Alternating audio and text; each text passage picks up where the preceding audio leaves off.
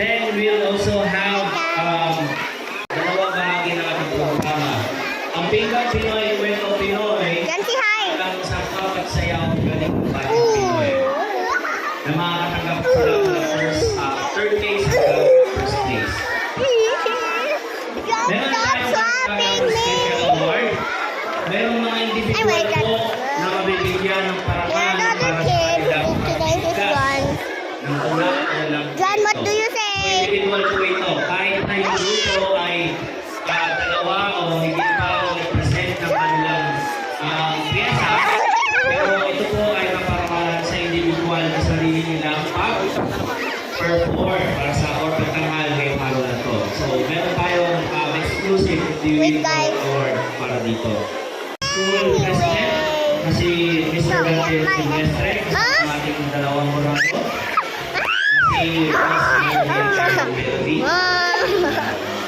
Ako tayo para po. Anyways, guys, I'm so hot. Like, yeah. And God, we're outside. Dito sa stage. And then, I think yung host ng ano. Okay, una sa listahan. anyways, it's getting hot. So, before we make this video, me and God just started playing. Alexandra, Like, we just played this tag. So, Mami, ayan. Ano?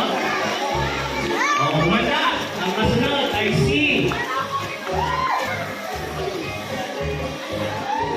Krisha Colleen Barno. you. Krisha Colleen Barno. This time I'm gonna slap you. Yeah. Yeah. Ready na po kay Krisha habang nasa stage si Colleen. Anyways. Ang bilis